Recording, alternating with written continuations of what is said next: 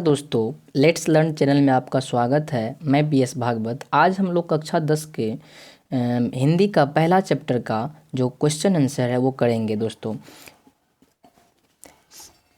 पहला चैप्टर है दोस्तों श्रम विभाजन और जाति प्रथा। इसमें हम जानेंगे लेखक का परिचय जानेंगे दोस्तों। ये एग्ज़ाम में ऑब्जेक्टिव में काफ़ी पूछा जाता है। तो जानते हैं दोस्तों, लेखक है डॉक्टर भीमराव अंबेडकर, जिनका जन्म जो है ये 14 अप्रैल 1891 ईस्वी में महू के मध्य प्रदेश में हुआ था। दोस्तों कहाँ हुआ था? महू के मध्य प्रदेश में हुआ था दोस्तों। और जो है इनका जाति जो था ये जाति के महार थे। महार का मतलब होता है जिसको दोस्तों देहाती भाषा में डोम बोलते हैं हम लोग। माता का नाम इनका था भीमाबाई। क्या नाम था दोस्तों? माता का भीमाबाई। पिता का नाम था इनका रामजी सकपाल। क्या नाम था? रामजी सकपाल। विवाह जो है इनका 1906 में क्या नाम है दोस्तों? रमाबाई के साथ, रमाबाई के साथ हो गया। माँ का नाम था भीमाबाई और पत्नी का क्या नाम था? रमाबाई। ठीक है।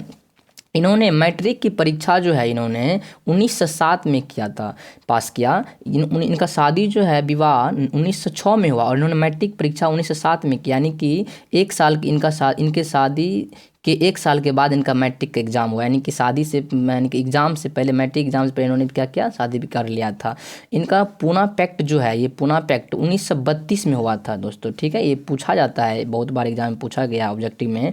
प्रेरक व्यक्ति जो इनके 3 रहे हैं, जिनका नाम था बुद्ध, कबीर, ज्योतिबा फुले। ठीक है, इनके प्रेरक व्यक्ति 3 प्रेरक व्यक्ति रहे, भगवान बुद्ध, कबीर, ज्योतिबा फुले। ठीक है। अगला थे इनका, ये देखिए, प्रथम भाषण इन्होंने प्रथम भाषण जो है का सम्मेलन 1936 में लाहौर में किया था, जो अभी कहाँ पड़ता है? पाकिस्तान में पड़ जाता है। इनका विख्यात भाषण जो है वो है द एनिहिलेशन ऑफ कास्ट।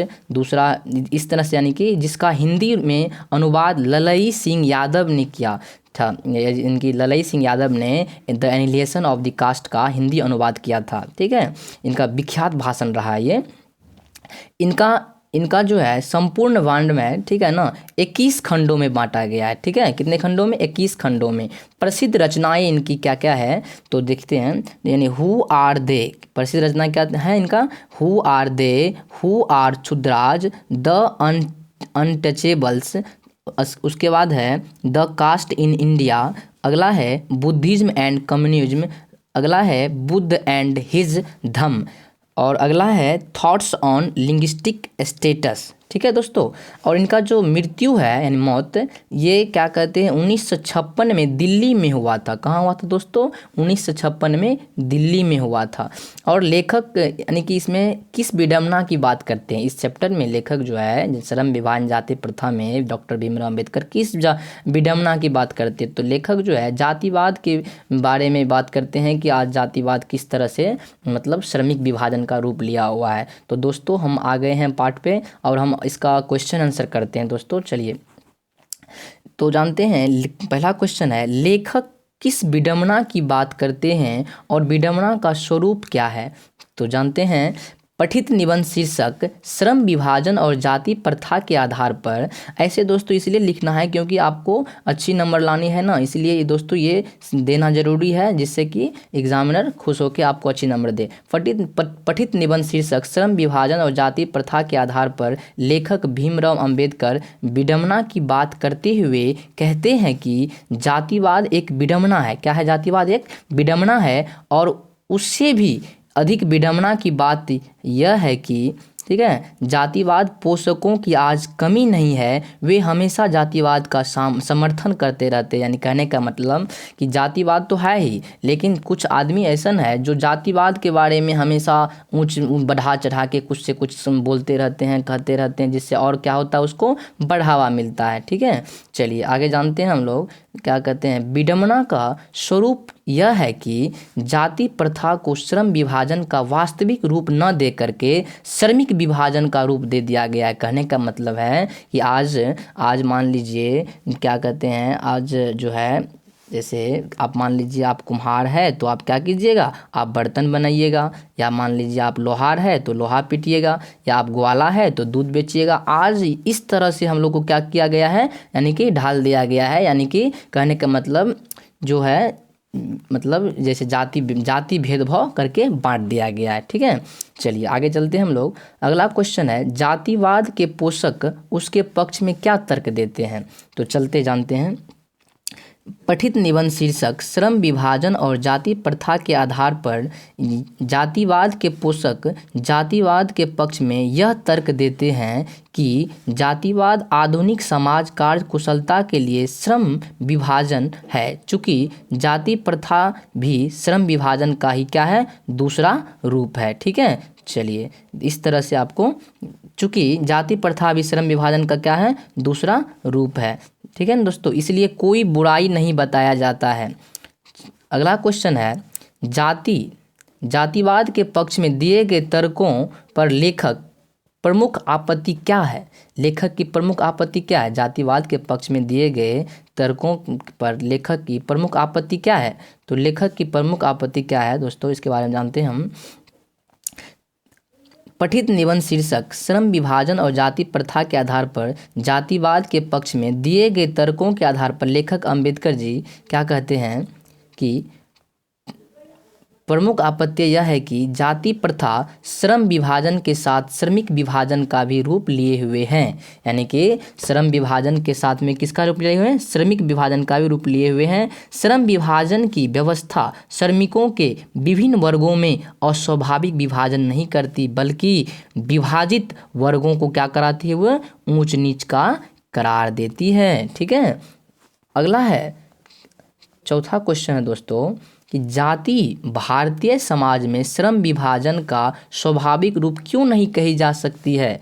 जाति जो है ये क्या कहते हैं, भारतीय समाज में श्रम विभाजन का क्या कहते हैं, स्वाभाविक रूप क्यों नहीं कही जा सकती है। चलिए जानते हैं। तो बोलेंगे पठित निबंध शीर्षक श्रम विभाजन और जाति प्रथा के आधार पर जाति भारतीय समाज में श्रम विभाजन का स्वाभाविक रूप इसलिए नहीं कही जा सकती है क्योंकि जाति प्रथा मनुष्य के रुचि पर आधारित नहीं है दोस्तों।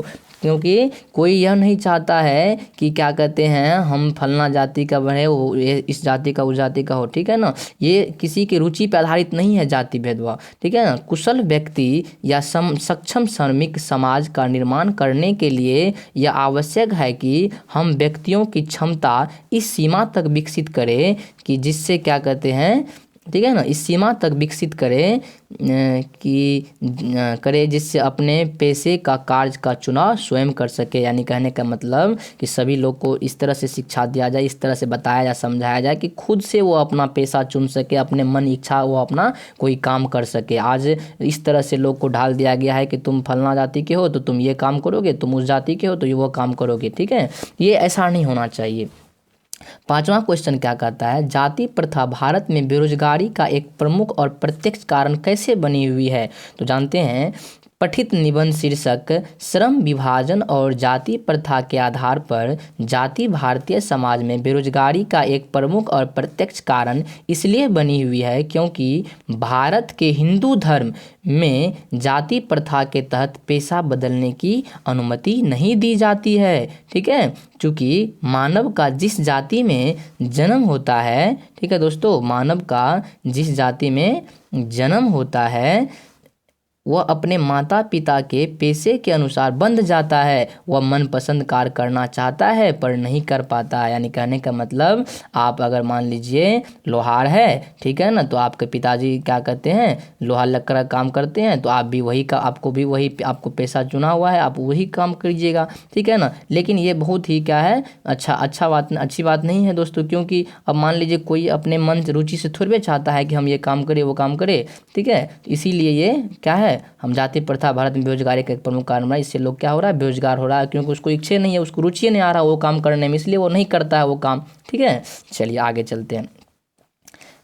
लेखक आज के उद्योगों में गरीबी और उत्पीड़न से भी बड़ी समस्या किसे मानते हैं और क्यों मानते हैं।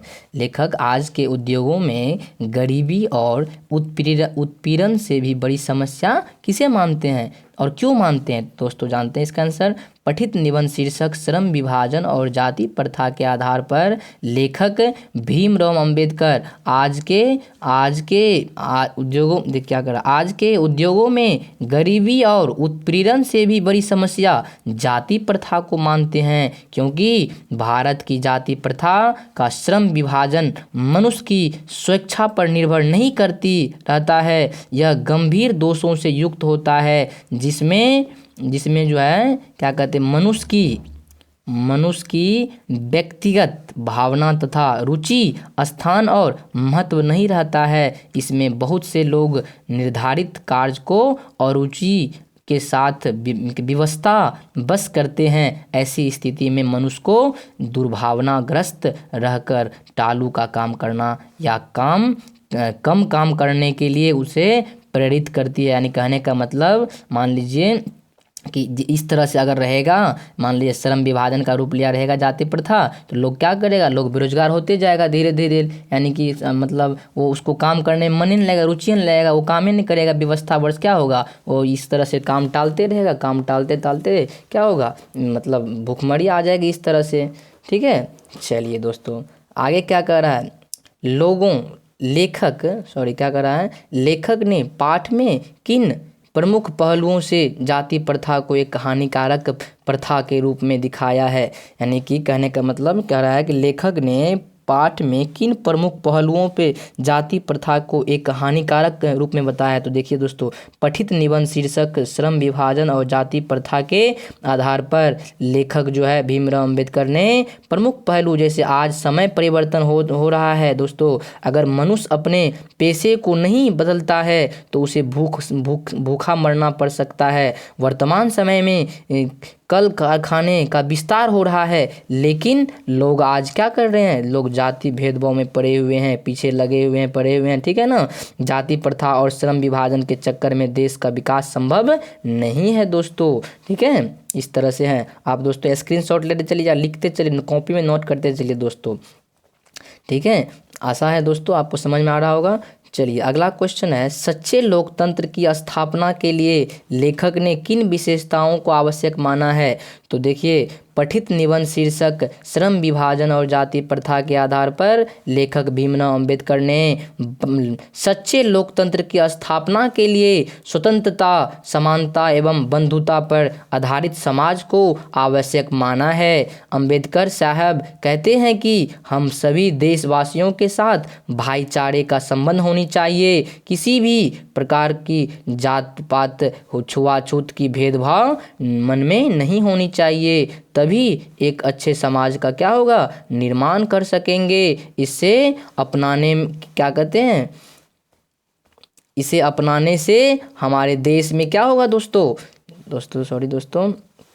इसे अपनाने से हमारे देश में क्या होगा, यानी कि जो है ना, ये तभी हम अच्छे समाज का निर्माण कर सकेंगे। इसे अपनाने से हमारे देश की एकता अखंडता मजबूत होगी। ठीक है दोस्तों, यानी आप समझ में आ गया होगा आशा है। यानी कहने क्या कर रहा है इसमें कि अगर मान लीजिए जब तक अगर हमारे देश का विकास कैसे होगा, सच्चे लोकतंत्र का स्थापना कैसे होगा, यानी कि जब हम लोग छूत को नहीं मानेंगे, यानी कि सभी भाईचारे के साथ रहेंगे, एक मिल के रहेंगे, एकता में रहेंगे दोस्तों, मजबूती से रहेंगे, तभी ना हमारे देश का विकास होगा। इसलिए तो ये हमारे अंबेडकर साहब कहते हैं इस तरह से। दोस्तों अगर आपको दोस्तों हमारे द्वारा समझाया गया बातें अच्छी लगती हो तो दोस्तों प्लीज़ चैनल को लाइक शेयर सब्सक्राइब कर दें। आपको इस तरह से अच्छे सारे वीडियो 10th क्लास का मिल जाएगा दोस्तों। कक्षा 12वीं का भी वीडियो कुछ डाले हमने, और आप वहां जाके डिस्क्रिप्शन में लिंक है दोस्तों, जाके देख सकते हैं दोस्तों। स्क्रीनशॉट ले ले या इनका जो है कॉपी में इनको नोट कर ले दोस्तों। ठीक है, आशा है दोस्तों आपको समझ में आ गया होगा। चलिए दोस्तों, ये आपका चैनल दोस्तों इस तरह से नोट कर लीजिए। चलिए, थैंक यू दोस्तों।